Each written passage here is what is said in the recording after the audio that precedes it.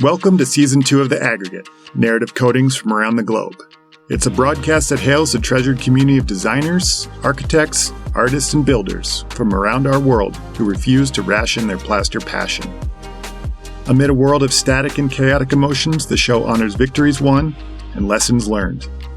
It tells the true tales rarely depicted on social media. With a neutral mind, these connective moments provide hiatus from the everyday hustle and bustle and offer a platform to recharge with our attention focused on shared skills and time-honored knowledge, ultimately curating continued creativity in everyday life. So take a second breath as New Age artisans coats the planet and changes the standards of what it means to educate, empower, and create. I'm your host, Jeremy Mistretta, along with my man on the switches, Vincent Ryan, and welcome to our show. Hey, all out there in listener land. Hope this finds you well. You're tuned into The Aggregate, Season 2, Episode 9. Let's see, turning and burning on our projects and closing them in one by one for the end of the fiscal year. It's a nice, delicate balancing act of finishing a project on a tight timeline and then carefully starting some others. It takes a good bit of yin and a little bit of yang to not understaff current projects or overstaff new ones. I find myself constantly looking into the plaster abyss, formulating a plan of attack for the future while we're all on the front lines. Finish one. It's a peculiar place to be mentally, and it's as if my mind is forced to exist in the past, the present, and the future. And as the joke goes, it's tense living amongst all three places simultaneously. A few years ago, I was coached to be all in whenever I was involved in a scenario, and I've become very accustomed to this mentality. I'm used to appeasing past clients with repairs. I'm vigilant about current time frames, and I savagely approach upcoming work with a lot of enthusiasm. It's a teeter-totter of rolling emotions that cruise throughout the day, and there are times that my mind drifts to a little bit more of a natural setting of a plasterer, a place where we aren't concerned about eighth-inch reveals over fry riglet, or where the steam control will live in a shower, or the polished sheen of the plaster, or the sifters, the raw material stock, the upcoming orders, and how those will affect cash flow trends. Plaster, I think, is a natural material, and we've been able to make it accessible to the masses, but sometimes I wonder if our approach is best, and if we're doing what's right. Are we tending to our core values? Are we leaving the world a better place than when we found it? And for folks that know me, I can say that I think people see me as a happy person, and I do know that comparison's the thief of joy. Yet as we check in with folks around the planet, it's hard to not compare and contrast, but even as I do so, I'm solid in my convictions as to who I am, and that I share joy in other triumphs, and I see others' achievements as success. We're all in this trade together, and as I check in around the globe, it's evident that our community is strong, and one person that vibrates enthusiasm, amongst others, likely without even knowing it, is today's guest. He's a man with a natural and homegrown approach, much different than mine, and he's my colleague, and I hope my friend, after the next hour. So, ladies and gentlemen, Benito Steen. How you doing today, buddy? Hey, good, man. Yeah, good to be here. Yeah, thanks for listening to my banter there. Oh, yeah. Yeah, no, thanks for the introduction. Yeah. I think we're already friends, Jeremy. Yeah, no, I think so, too, but we're just rolling into it. We're rolling into it. Oh, we got deep into the meat processing already. Yeah, last night just texting about the comparisons between processing meat and processing plaster. It's like almost the same thing when you really think about it.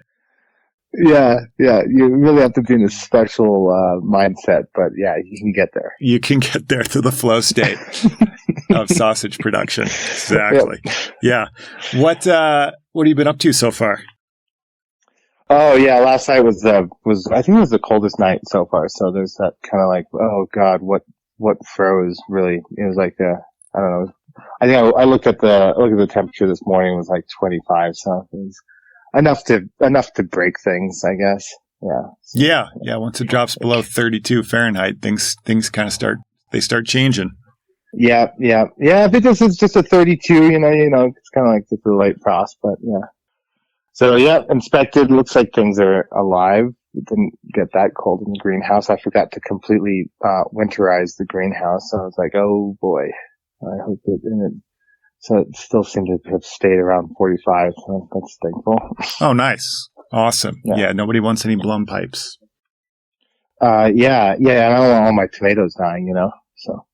No, let's keep them flourishing. Yeah. Yep. Yeah. Keep those flowers on there. Yeah. Yeah. As we travel around after all these years in the trade, I've noticed that each sector of our industry has a guy, in quotations. And the term guy, to me, is not gender affirming. It's just a term that says this person is the person for that. Some gain notoriety and some kind of remain latent. And it seemed to me, like from my perspective, that Benito remained a little latent in my sphere until just a few years ago when his family became widely acclaimed in the Patagonia documentary Raised from Earth. And instantly, the Steen became quite an accelerated household name in the world of plaster, and visits to their family compound became a bucket list item for anyone calling themselves a real plasterer. The film highlights family ties and the strength of community, and once I saw it, I was an instant fan. And as many of you know, these stories of success, they don't come overnight. We have to take an intrinsic look at the foundations laid at base camp before ascending to the peaks of success.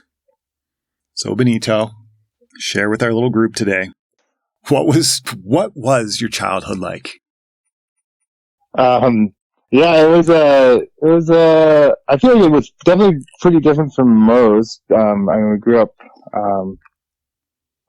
just out in the country out here and, pretty far away from stuff. And, we were just kind of let loose. My parents just, did not, I don't know. Sometimes I didn't see my parents, it feel like all day or till the next day almost. It's just like once a day kind of thing. But, we were just, off, I don't know. We had junkyards around here and I just look around and I'm like, I see old tools or junk and I'm like, oh yeah, all the things we used to just get into as kids, just running around. My dad at some point decided that he taught us how to use, the jigsaw and the belt sander. And that was it, man. We were just making guns and swords from like that moment on. It was like weapons and weapons, armories. Yeah, man. I don't know what it is with the jigsaw. Do you know Siggy Coco? Yeah. Yes. Siggy was telling me that, she really, really wanted to learn how to use a power tool. So somebody gave her a jigsaw when she was 8 and just let her rip with it. And yeah, jigsaw, it's a good one. It's just like the jigsaw, any of those oscillating tools, those things can get wicked pretty quickly. I know. I'm surprised we didn't kill ourselves, just like thinking back on the stuff we were allowed to do or just were doing without my parents' knowledge at all, Yeah. They're like, they'll figure it out. How far away? Yeah. I've seen the movie. I've seen the photos of your family compound, but how far away are you guys from actual, the nearest city? It's not that far driving, but although it feels kind of like we're way out here because it's, it's surrounded by national forest. So there's not any neighbors nearby, but it's only 30 minutes to Sierra Vista is a close town and then Sonoyta, a crossroad town, and about an hour and a half to Tucson, so up north. Oh, nice. City. Yeah. So you guys are some landlocked private, right in the middle of national forest all around you? Yeah. Oh, wow. I forget what they call that. They have a name for it. The Forest Service has a name for those properties. Yeah. Wow. That is awesome. Nice. Yeah, normally the thing about here is especially if you want to get onto a place for hunting and stuff, it's if you can get access to landlocked state, then you've really hit it.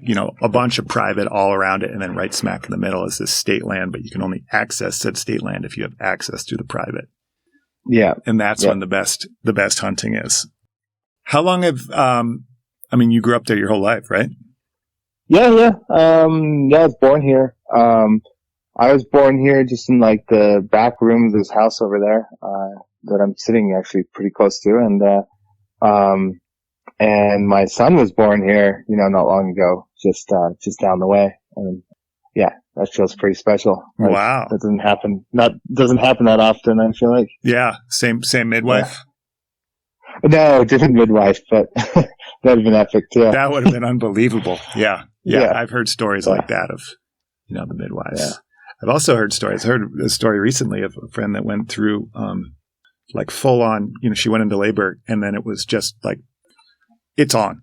And it was her second kid and the midwife was tied up. It was like accelerated. And the gal was like, I need to just go to the hospital. And she literally gave birth in the parking lot of the hospital. Oh, man. Yeah. Midwife wound up showing up just like the deal was done. Wow.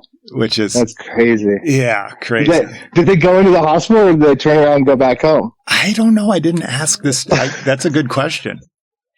That is a good question. No, we, we gave birth to both of our kids in the hospital, but the second child was, and like I said, we gave birth. I got to do shit. I just sat there freaking out. But, our daughter was born with a nurse midwife in the hospital, which was really, really cool for us. You have a boy and a daughter? Yeah. Boy's 14, and the daughter is 11. Cool. Yeah. And you have a son or a daughter? A son, yeah, and he's 10 months.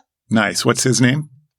Javier. Javier. So he goes as Javi. Javi. Yeah, that sounds about right.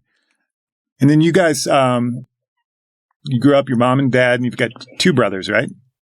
Yeah, 2 full brothers, a whole bunch of half siblings, but I really grew up with my 2 brothers, and mostly the one who's a year and a half younger than me, who's really close, Arjuna Oroso. And that we were the ones making the armory of guns and swords and spray paint and blowing stuff up. And then the youngest one is 10 years younger than me, so he was really the baby. Yeah. What's his name? Panther, and he's the one I actually work with doing a lot of film work these days. Nice. Yeah. Benito, Oso, and Panther. Yeah. They got the more animalistic names, and I just stuck with Benito. Yeah. I like Benito. It's a good name. Yeah, me too. Yeah. I'm not really complaining. Yeah, but I mean, be honest, if you were named Panther, that would be maybe a little bit cooler. Yeah, but he changed it. It was one of those things where he was. It was one of those birthdays. My mom didn't have a birthday present. I asked him what kind of birthday present he wanted, and he wanted his name changed. And he was 4 years old. And and all these, those kind of names that a 4-year-old would pick, like Panther or Tiger, So, he wanted to be Panther. Yeah. It's like, reminds me of a scene from like, Step Brothers or something. You seen that movie? No. Something like that. What's your name? He's like, you can call me Nighthawk. Oh, that's right. Yeah. I've heard that plenty of times referenced. Yeah. It's like, did we just become best friends? So awesome. Yeah. When you guys were growing up on the compound, were you guys, did you have you guys live out in the middle of nowhere? Did you have a bunch of friends cruising around there as well?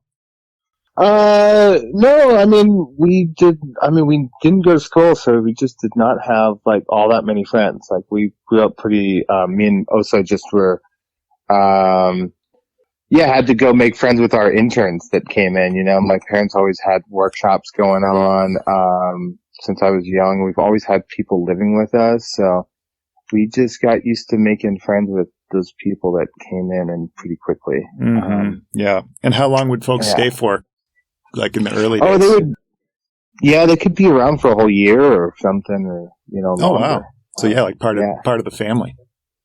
Yeah, totally. Yeah, they were a big impact. Yeah, and they're always people kind of like in their 20s and to 30s kind of zone. Those kind of common like woofers you would have now. Mm-hmm.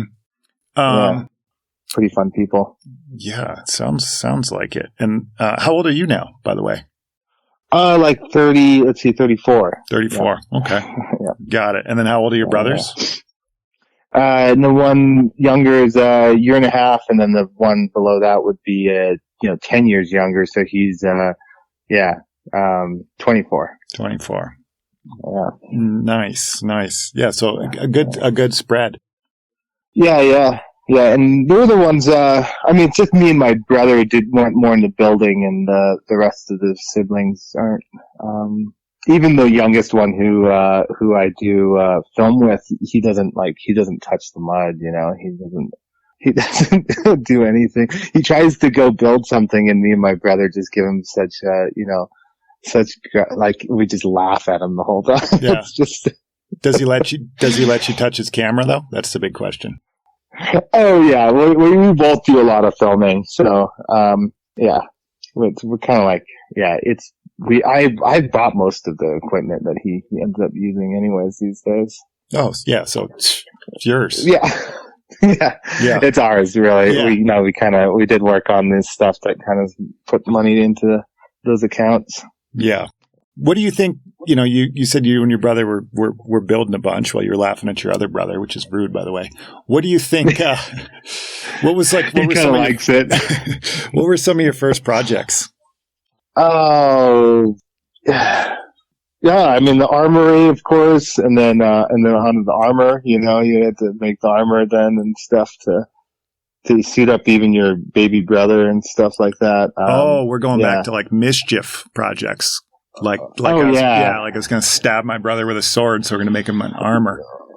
Yeah, exactly. So we have to armor him up so we can hit him, stuff like that. And it was, I'm trying to think of, it just kind of slowly transitioned that, we kind of like, as we matured from swords, there was just a easy, natural transition when you kind of, coming from like 14-year-old to like somewhat like maybe making stuff that was maybe more practical that your parents want or something like that. Yeah, maybe like a dining room table as opposed to.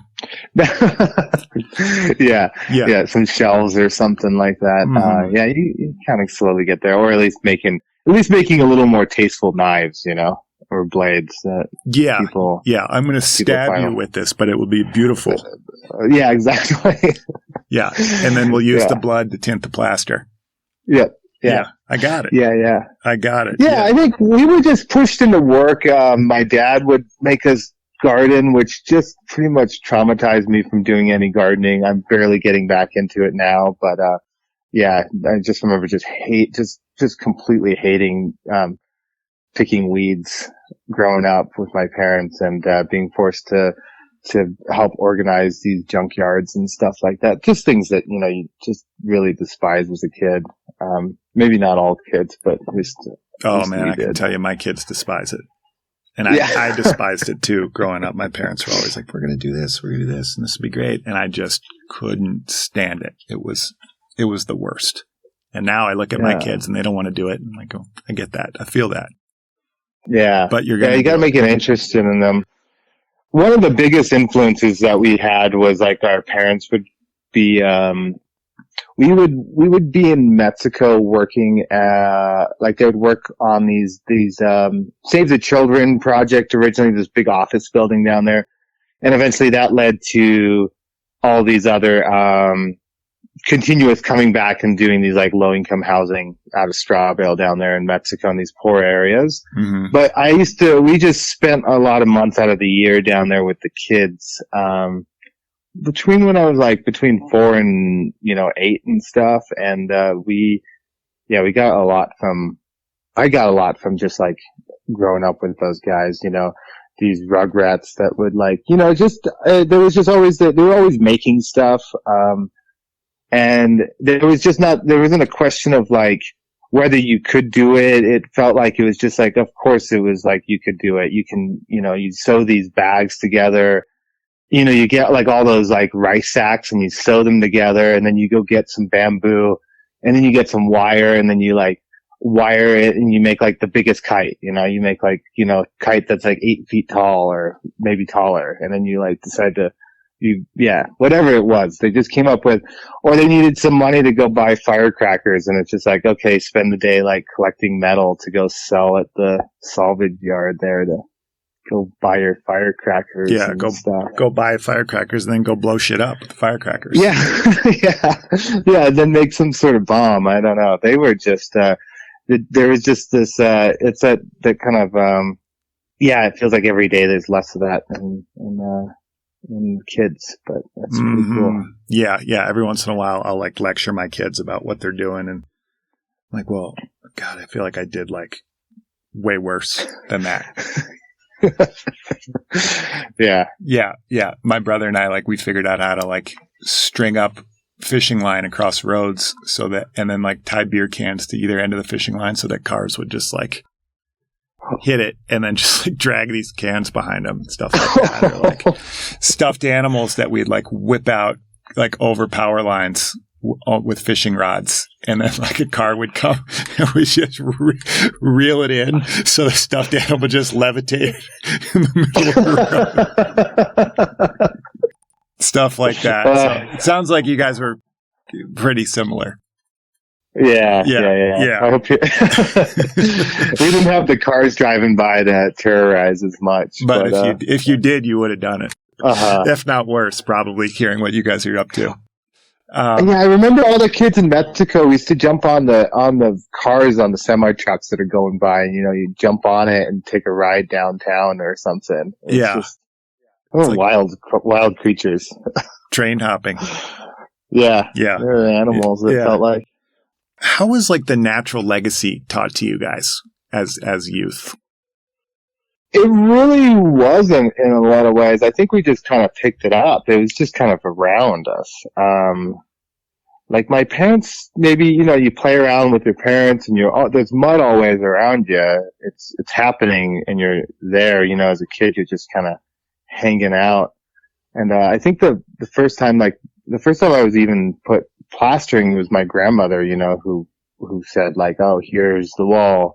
And I think I was 8, and she was just said, yeah, you just put it on and smear it on and smooth it out, and then she went off and did something else. And then my brother mixed the mud outside, and, that was it, you just kind of say, and she came back and she said, oh, that is good. And I thought, yeah, I did do good. It's something, when you pick up something, it's kind of like in your blood almost. Mm-hmm. It becomes like very, very innate. I mean, it's not to say you can't figure it out over time. Yeah. There's one thing. I mean, I remember when I picked up a hawk and trowel, first time I ever used it, this crazy drunk drywaller gave it to me and kind of showed me how to texture this wall. And, he's like, you're really good. I'm like, are you BSing me? He's like, no, do you not think you're good? I'm like, it feels really good. He's like, you're a natural. And after that, it was just like, well, this is what I'm doing now. Yeah. Wow. Yeah. How many years ago was that? 22. Oh, yeah. So, a while ago. How old are you now? 44. Yeah. So we can do the math. 22. Yeah. It's a while back. Yeah. What, but you also, besides plaster, you got really into woodworking because you were making knives to stab your brother, and then metalworking to, stab him. Yeah, obviously the better knives and swords are made out of steel. So, I pulled out the anvil and was flattening out nails at some point, and my mom, was like, oh yeah, we should take him to visit, Tom, she grew up next to this blacksmith, and he was a pretty good blacksmith, and we went to go visit him in Santa Fe, and he had just gotten a MacArthur grant, which is, just where it's a genius grant when they just give you an artist, a whole bunch of money to keep doing what they're doing.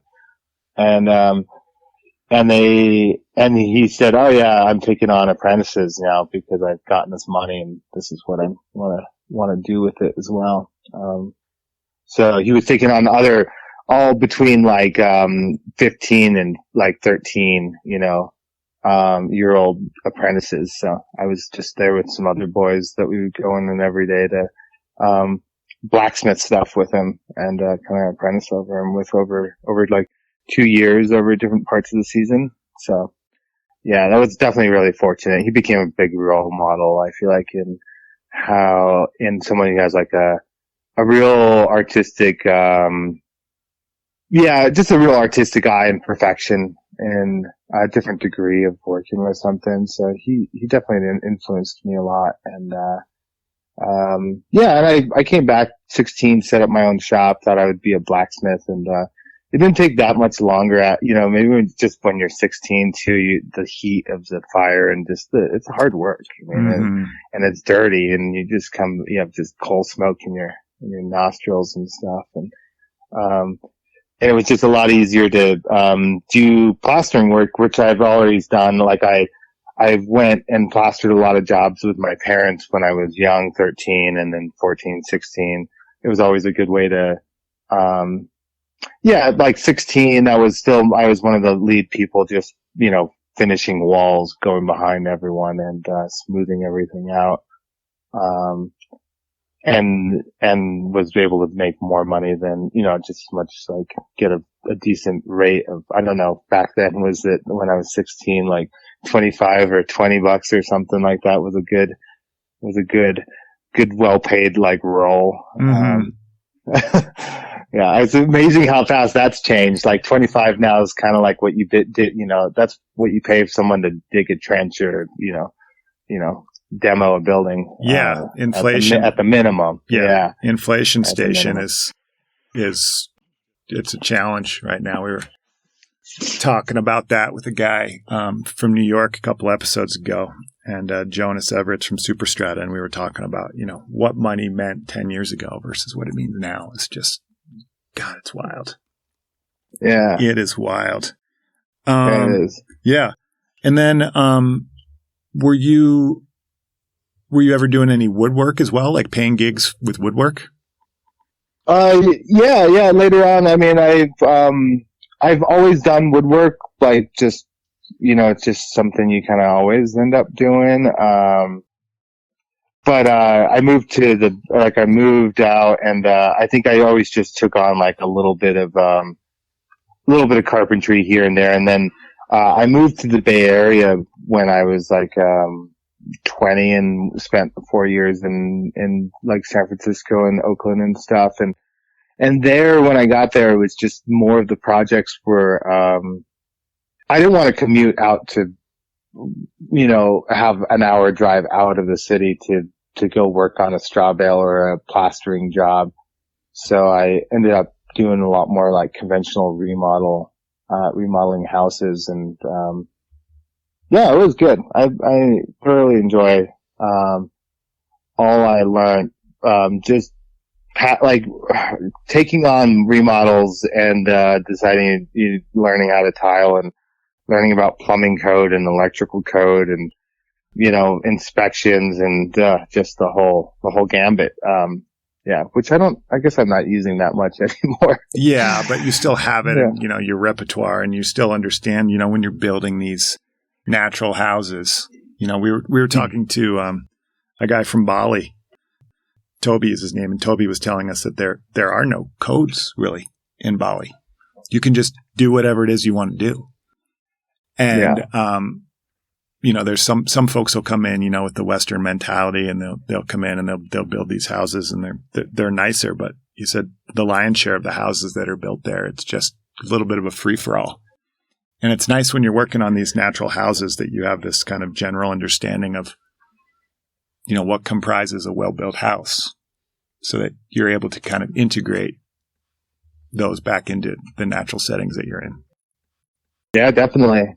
Yeah, and just to help teach or help other people, I guess. It's good to have an understanding of what the system kind of usually requires, so that you can, try to give people a little more perspective than just telling them to completely go wing it, which is, kind of where I'm back at. I'm, don't build many things to code these days. Don't really build houses. Yeah. And, if I do, it's usually going to be, if it is a house I'm building or something, it's going to be, I'll try to be, under the radar kind of thing. Mm-hmm. Yeah. Well, the nice part is, the rule exists, and that's always what I tell everybody too. Like, especially in the world of plaster, like, you better know what the rule is before you start breaking it. Mm-hmm. Yeah. Yeah, that doesn't hurt. No, definitely doesn't hurt. Let's take a quick break, and then upon our return, we are going to talk about these creative efforts that exist, integral and also outside of the world of plaster, mostly with the Benito project. Ah, the secrets of plaster. So many recipes, techniques, and applications, its diverse definitions and coveted concoctions have confused many a modern applicator. And thanks to the possessive powers of the internet, there's even more information that mystifies the waters of comprehension. Enchanted by Google Images, hungry homeowners, architects, applicators, and designers search the tangled web, patching together some sense of structure to create textured walls, polish elements, abstract art, and relief pieces. What if the journey to success wasn't so challenging? What if all the inspiring information was integrated onto one canvas? Your wait is over. We are collecting years of practice, technique, and art into one hub, the Plaster Portal. With our streamlined system and contemporary interface, the portal protects these processes and offers applicators around the planet the opportunity of discovery, directly from the masters who preserve them. And we would like you to be part of this communal movement. So become a member today. With affordable fee of just $75, you'll become a baseline member, which provides purchasing access to New Age artisan plaster blends, as well as hand-picked content full of tips, tricks, and time-saving strategies that you can't get anywhere else. You also acquire access to our Prominent Artist Series courses, celebrating both specialty plaster finishes and industry professionals from around the world who are proud to share their time-tested practices. With the strength of our membership, we can encourage the celebration of these trades, discover new and valuable skills, and conserve the arts. Head to newageartisans.com and click the Plaster Portal link. Sign up is fast and easy. We can't wait to have you as part of our community. Before we get back to the show, here's a guest from Season 1 with a quick hello. Hey, plaster folks. This is Scott Sutton, a.k.a. the Pigment Hunter, from Taos, New Mexico. Are you listening to The Aggregate? Get plastered. Hey all, we're back with Benito. Scott Sutton, Pigment Hunter. He's a Southwestern guy. Benito, do you know him? Oh yeah, no, that guy's awesome. Just for hanging out with him, he was just we were just cooking on hot dogs over open fire. Just I feel like it was about a month ago or two. Yeah, in the desert. Yeah, he's got a little trailer out there, and he's just off the edge of the Rio Grande there too. Beautiful view. Yeah, cool property. Yeah, cool property. He was a great guest. Season 1, he was early on in the aggregate days, and he was all in. It was really, really cool. And Sam Johnson, one of the members of or attendees of the Canelo project, he introduced me to Scott, and it's been nothing but great to talk to Scott pretty often. Yeah.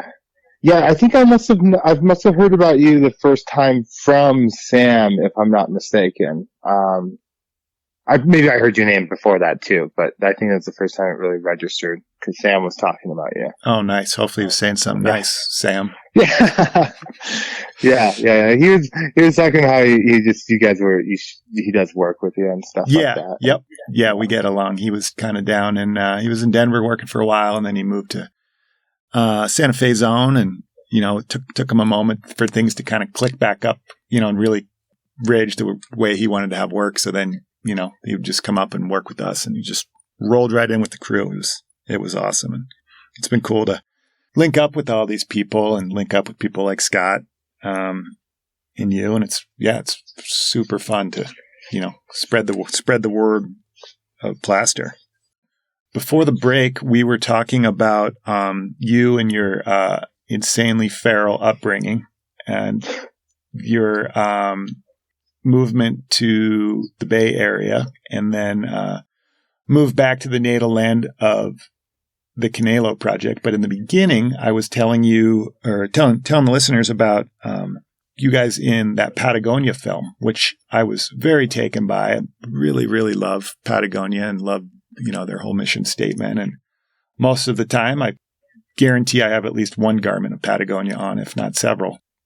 But the quality of that video was amazing. And I thought it really, really had a glimpse into your family's life and just made everyone around the world just instant fans. And that, of course, led me to kind of going down the rabbit hole and checking you out a little bit more. And then I stumbled into the Benito project, which is a YouTube series. And I'm not going to do it any service talking about it. So I'm going to shut up and I'm going to let you tell everybody about the Benito project. Well, I mean, I don't know if I'm going to do much justice either. You kind of have to watch the videos, right? We are, I mean, I think we've definitely, yeah, I know we've had fun. It's been a journey of what, kind of what we were going for, learning film, basically. It's just an educational channel, but we also, more than that, I guess, was a place for us to jump off on like our filming kind of, expression and playing around with that. So, I mean, we just learned like so heaps and heaps trying to put together these, instructional how-to videos and then, which are kind of more than how-to videos if you've seen them. They're usually, I don't know, little music videos another way, Yeah, each one of them is like its own little piece of art, which I really like about it. It's one piece of art that's going ahead and celebrating another to form something else that's just like entirely its own. It's so unique, which is what I like most about it. You and your brother, you mentioned you guys were homeschooled, and then when we were talking the other day, I was just completely floored to find out that there is no formal training in the photography and the film world for you guys. You just stumbled upon it and you figured it out. What was that process like? Oh man, I just told Panther, I just one day, I think I just woke up, I was like, somebody might say all the time, like they want to make an instructional video, and you say that to yourself like 100 times, and then one day I was just finally like, hey, Panther, come film this, and, here's my phone, and like, let's make a simple video about making, putting on clay plaster, and mixing it. And then I was like, oh, let me make one real quick about how to polish walls or something like that. This will get the public, this is going to go viral. We're going to make it, we're going to go viral. We're going to have tons of people watching this stuff. And first time editing something on iMovie, you just kind of like, what am I doing? And, now I'm kind of thinking back on it. I'm like, oh my God, yeah.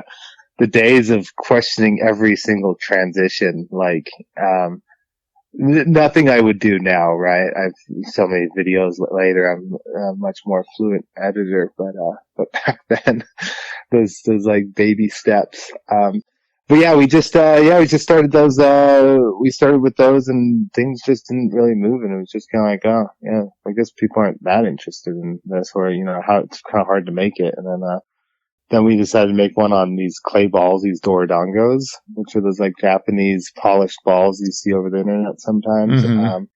And it's usually just, in Japan, it's like a children's pastime, that they kind of come up with, but there was enough people like wanting to know one and not like any good how-to video on it.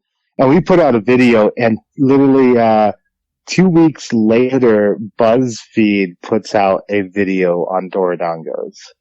And it just blows up because we're like the only like real video showing how to make a doridango. And, the whole channel just kind of really took off and we were like, oh, yeah, this is, I guess here we go. We just continue. Yeah. Yeah. We just continue to make little videos. Not, you don't really make much money on it, but, each time we learned so much. And most of all those films were filmed with like a phone camera. Really? And then put on I mean, we only have maybe one or two videos filmed with the DSLR, like with actual lenses, which was so beneficial because at the time we got to learn, we were more looking at framing and, editing and composing these things. And it just took out so much of the complications that you don't need when you're starting out. Like now I'm finally at the point that it's fine to have, I know what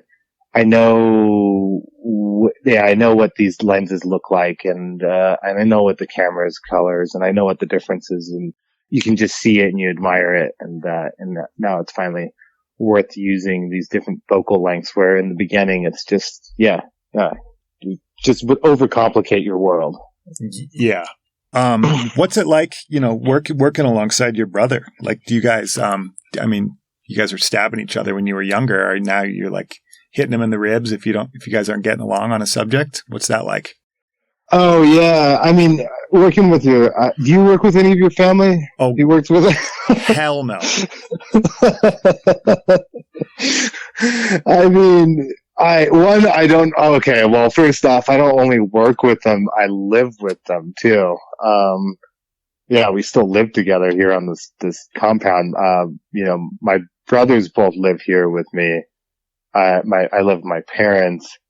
My wife and my child live here, and we eat meals together, sometimes, most nights. So, and then I have a separate house where I also usually sometimes drink my coffee alone with some space. Yeah. But, But it's a whole thing, man. It is a lifestyle and experience to just, work with your family. And now I'm talking to all of them, it's a different, it's a different thing with each one of them. The one that's closest to me, we build a lot together, and I don't know if I know any other builder that, I find is like, capable, or kind of, maybe because he's so much like you, but like also like just different enough that you kind of like, oh, wow, you admire everything he does, because it's just, it's to that same level that you would take it or beyond, and and each piece of that talent is really fun to watch. And same with my youngest brother too. There's just these talents in him that I, completely admire and would not be able to do anything like it. And dedication to the craft that he's going into. Yeah. One building block, building off another kind of thing. Yeah. So, and on the best of days, it is super complimentary because on the best of days, it's super complimentary because we actually have different skills, and they really complement each other, and they're coming at it from different points. So what I can't do in woodworking, my brother does really well, or what I can't do really well in editing, my other brother does extremely well. And vice versa with other stuff that they don't do well, I'll do. But, and how about the parents? Are they integrating into these projects? Totally. Yeah. I mean, we still build a lot of stuff here on the property. We still work on a lot of projects. We're still hosting, workshops. So all these things, it ends up, we're a big family team that has to make these decisions and agree on these projects and come to some sort of conclusion and just go through a ton of counseling, basically. It's family counseling. I mean, man, you can't get around it. You have to spend a lot of days. Many layers of communication. Yeah, you do. You need a lot. Yeah. Does everything get like politicized? If things are good, it's not. If things are, obviously when it's not, yes, everything's politicized then. Absolutely everything. When things aren't like, then that's just showing it's a sign of things not being right. Mm-hmm. Yeah. But getting back to working with Panthers, I love it, and I absolutely hate it other days, you just find your family's like the worst to you, of course, right? And you're the worst to them. and yet you can also work in such a different, closer way than anyone else, on the other hand. Mm-hmm. So yeah, there's this kind of closeness that I would never be able to work with any other film person working with than I do with my youngest brother, Panther, working about film. Like, we have this, it is a different dynamic. And other days I just want to strangle him. Yeah. Pretty much actually, that's probably those exist, both those extremes exist usually in every day of work. Yeah, it's got ups, it's got downs, it's got all around. I mean, it sounds like family. You love them and you hate them, which I totally get. The Canelo project, it's also taken you, far and wide, and the videos have taken you far and wide. What's the farthest place you've traveled for one of these creative projects? No, let's see. Not that far. I usually down in Costa Rica all the time, down at Rancho Mazatal, which I know you had Nick on here recently. Yeah. Awesome. I really just love those guys so much. The whole place. Yeah. How did you link up with them?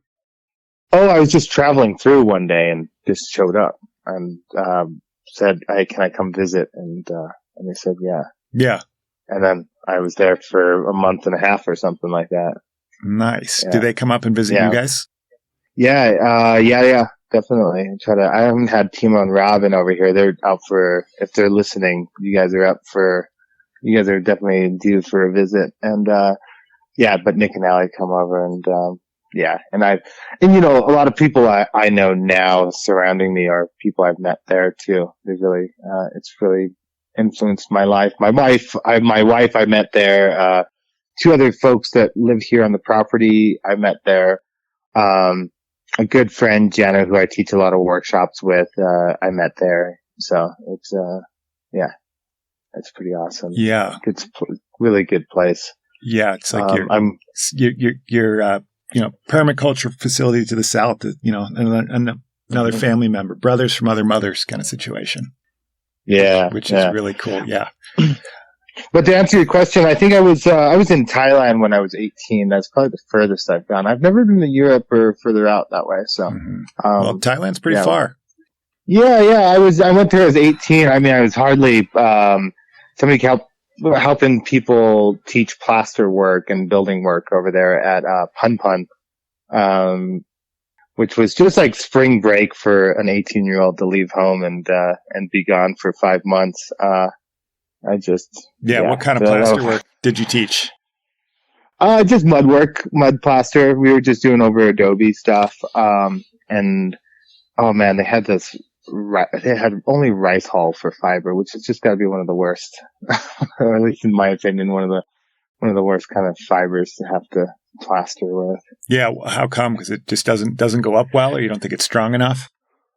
Yeah, it's just too short and it does have its benefits in certain ways for certain mixes, but I'd say that just generally the nice long fiber or something, or a small fiber that's longer, it's much nicer. Like finely chopped straws, just nowhere comparable, to that.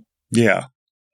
It's so funny, taking these natural materials and laying them up on these houses and comparing and contrasting, like, which thing that's like right at our fingertips is the best for like creating a wall. Everybody's, we think that there's all these things that are like off the shelf, that you have to use, and it's been processed. But, these things that just live right underneath our hands are readily available and able to go up. And it's funny to just like hear these places and these bits and these pieces and these dots on the globe and everybody, and like what works for them, what works in Costa Rica, what works for Kyle in Japan, what works for Benito and company in Thailand. Like, it's pretty awesome to have it all connected.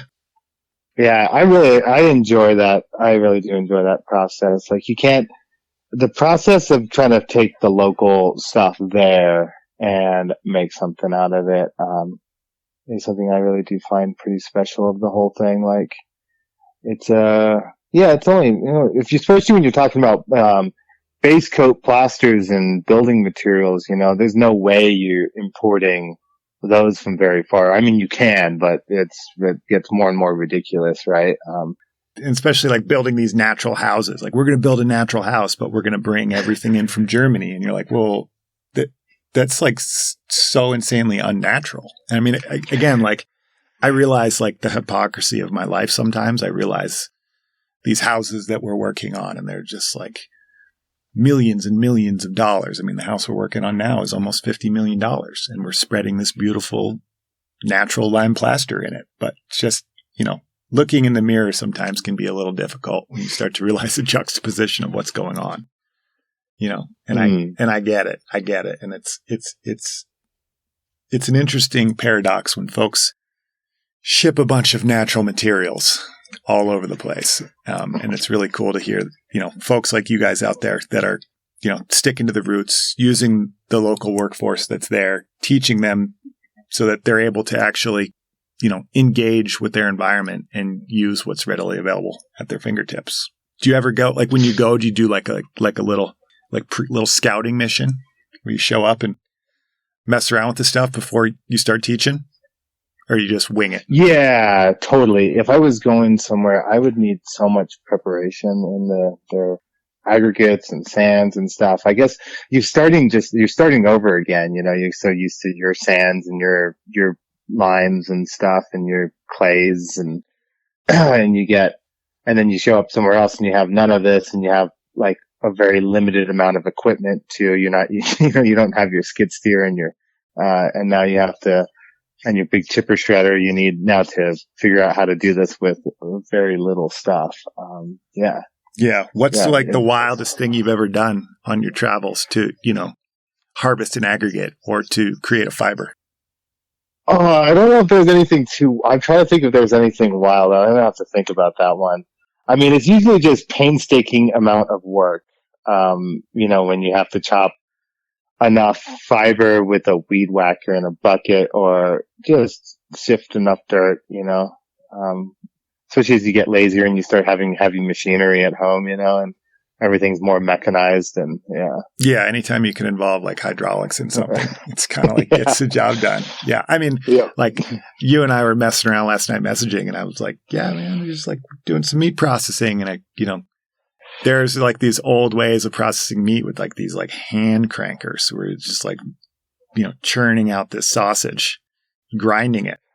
Or you could just drop it. Yeah. Or you could just drop it in this pneumatic grinder that's mechanized and just like, and it's like some juncture, working smarter, not harder is what it's all about. Is that just really mixing it up and cutting it as well, kind of giving it a finer grind? Well, so we grind it first through the grinder, and then that comes out, and then we take it and we add it to the mixer, which honestly is just like a big toe behind mixer. It's not. It's only meant for like 30 pounds of actual meat. It looks like a regular mortar mixer. Yeah, exactly. Yeah.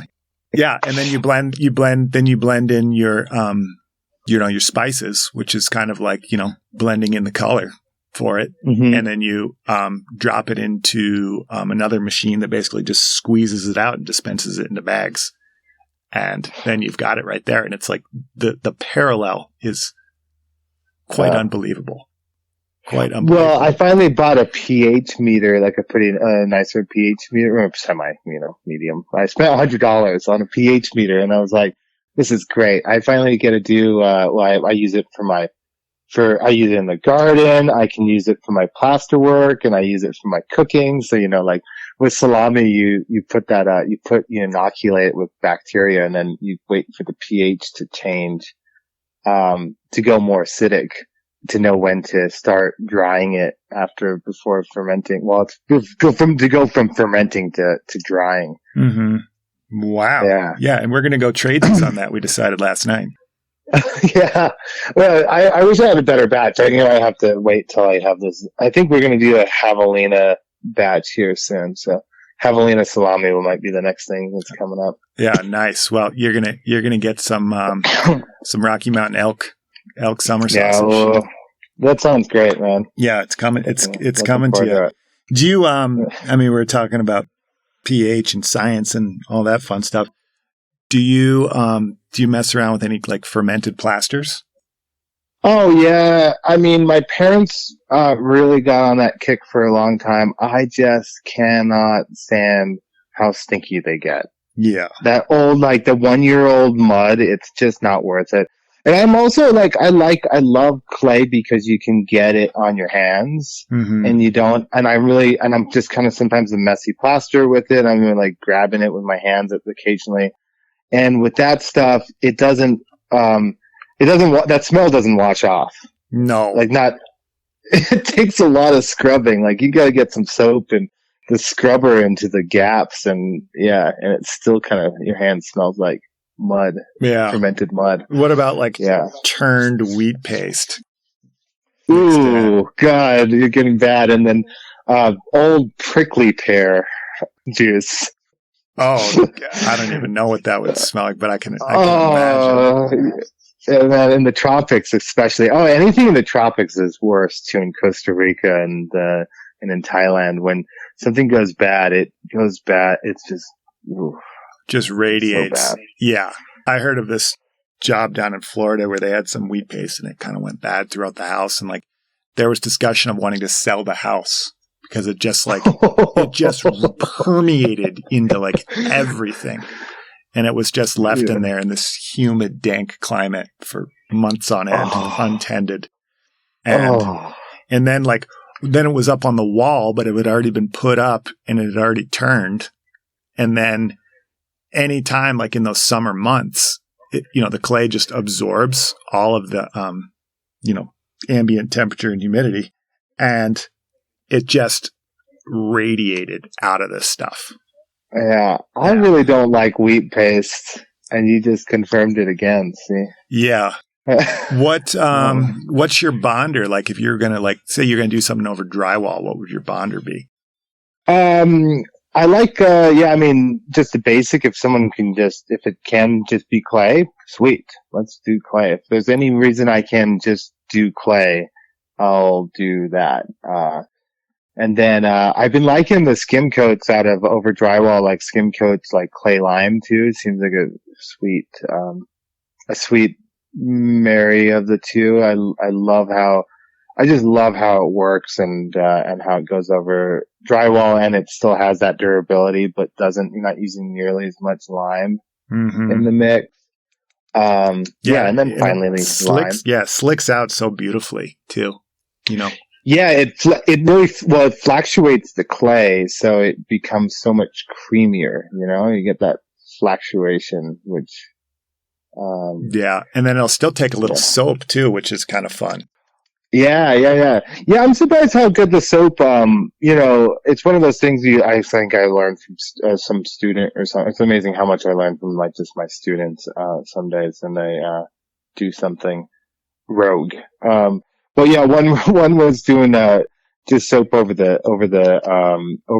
clay finishes. I was just kind of and it's amazing how waterproof and just alone, even though there's no reaction, how much just black olive oil soap over a clay finish does. As far as the durability, the waterproofing,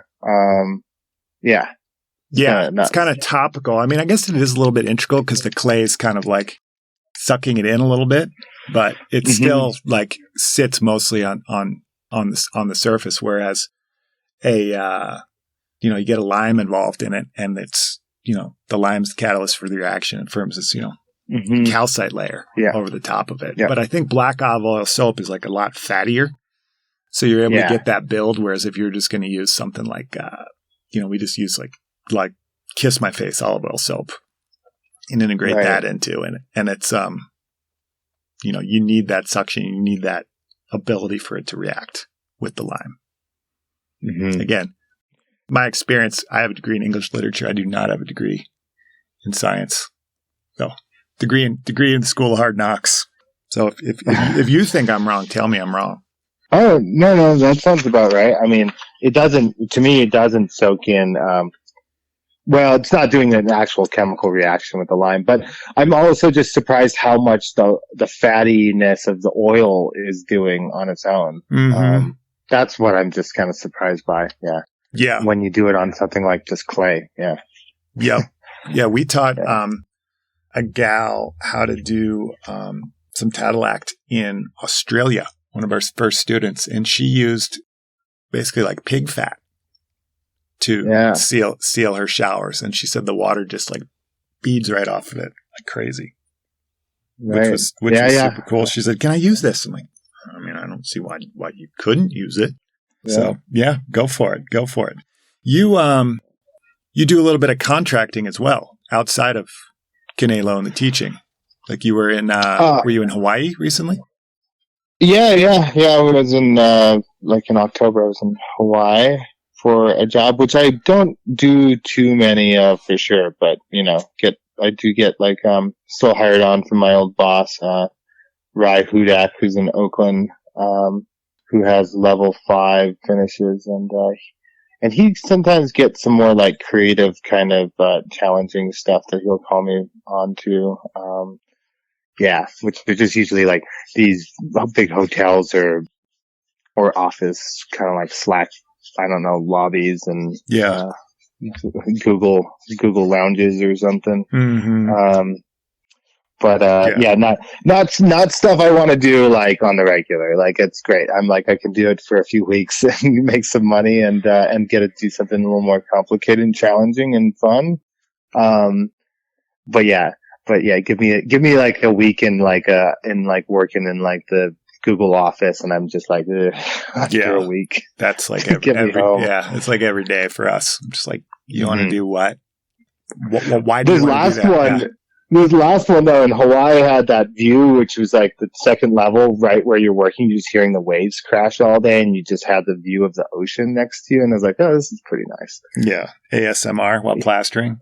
Yeah, even though the rest of it was, the job site's kind of noisy, but when you're there by yourself, it's like, How long were you in Hawaii for? That job was just 2 weeks. We were able to get most of the fluted texture and it was just, I custom designed these things. This is like where my SketchUp skills came into hand. Like I've just been using SketchUp forever, but make CAD drawings for these custom trowels. So it was like it was basically like a grooved plaster across this wall with a 1/2-inch V-notch trowel kind of thing. But we got these custom made ones that were like jet cut, that were like 36 inches and then 48 inches and 24 inches wide because of this that kind of texture running horizontally along the wall, and then this big book matched circle in the middle. And it needed all of these custom tools. And then down at the stair treads, because it was being pulled off at an angle to the baseboard, I had to custom design this trowel that could be used at the 30-degree angle that the stair treads were being at, and pulled off the wall, but make the same fluted texture as if you were using it at a 90 degrees up here. It's kind of hard to explain. I'm sure no one really can picture it. No, my mind went there. My mind went there. Yeah. We had a guest on a few episodes ago, Colby from Massachusetts, and they're doing all sorts of crazy jigs as well, just things like that. And then like Philip Geisha's and his sons Will and Jude in England, just like there's a tool for everything. You just need to wrap your mind around like what do you want it to look like, and then just start reverse engineering it, and you can figure it out how to get there. Especially those classical people, man, they use so many different tools and jigs. Yeah, you go into Philip's workshop in Deeping St. James in England, and you're just like, what is this, man? This is just like a plaster museum. It's so cool. Yeah. We were talking earlier about your son Javi. What's it like being a dad? And then like how has that like changed your mentality of this natural world that you're working in? Yeah. I love it. It is, I'm so thankful that I'm here with my family. My brother's just about to have a kid. The due date's the day after, or due date is for Javi's birthday. And it's coming up here in January. And, so anytime now they'll have a baby, a second baby here. But my mom's here, and we're, I don't go to work, on the usual sense, so I can take him for quite a bit of the time in the carrier, and he just helps me pick up the shop or sweep or do other, building construction stuff that needs to be done out there. And, it's fun to know that he's getting that experience too. He's gonna hang out with, and, there's not like this pressure to try to, make sure that he gets it or anything like that, because he's just around it. He's in it. He's already eating mix. He's already eating clay. He doesn't need to, I don't need to show him how to plaster. He's not going to learn anything from me. He's going to figure it out. Yeah. He's just like osmosis. It's almost even like genetic at this point in time, Yeah. It's more, and I don't know, you're more just it feels like you're so much more of a facilitator. At least that's how my parents were. And, not really the teachers, and just you control the space that the kids are in, and, who's there, and otherwise. Yeah. Yeah, that is super cool. It's, the whole like notion of being a parent and being like in charge of someone else's destiny to a degree is just like, it's like a whole nother level of reality that I often look at sometimes. I'm like, man, I mean, I can barely even take care of myself, and I got to take care of this whole situation. All right, here we go. So, we were talking about the Benito project. We were talking about your traveling. We were talking about the woodworking. We were talking about the metal. And there's so many cool things that you're into. But what's next? Like, what's next for you? Because there's got to be something for a creative mind like yourself. Oh, man. I mean, there's so many next things. As you, I'm sure you're like, just like you. You got so many things on different burners at different points. But, on the film side, really exciting is we haven't been making any YouTube videos. If you do keep up with our channel, you'll not see anything posted in a while. And instead we've been trying to make a documentary, and that's just finally just starting to, get the ball rolling here. And we finally have like a sample out, and it's a documentary about, just about clay. So we were going, and the clay is the main character. So it's not really like your typical, documentary where you have these kind of people, talking heads kind of. It's more, we're following, the people and their interactions with this material, and looking at it around the world. So some of the we want to get to like Mali and, and to like Burkina Faso and like Japan, and see all these different people who, also live this life with it. If it's plastering or finishing or, ceramics, brick making, all kinds of things. And we're just looking at a material and how it interacts with culture. If you kind of look at around the world and all these different religions, like so many of our origin stories are so mixed up with, clay. Like there's so often in these different mythologies and religions that, God forms people out of clay, or there's the god is some sort of clay maker, who like shapes a vessel or something, and vessels being related so much to the home and the like container that you hold stuff that's precious. And if you look in science, they have, they say that like the pretty common belief now, pretty popular belief is that life started, in beds of clay when like the first bits of biology started to evolve in these clay beds and played a big role in, a lot of different ways in the first formation of life. Yeah. Wow. And then how did you guys come up with this passion project? Well, it's just a combination of kind of all our YouTube kind of time. Yeah. Mm-hmm. Just all our YouTube time and filming clay and people working, or mostly been me working with it kind of staged on camera. But we definitely just knew we wanted to continue doing something that kind of, this is kind of like, this is us. This is where we're trying to do the next best thing. Yeah. And then, what do you think you'll do with it when it's done? I mean, you said you're going to travel around for a year. Probably take you a little bit longer to make it. Mm-hmm. And then once you have this piece done, what do you think your hope is to do with it?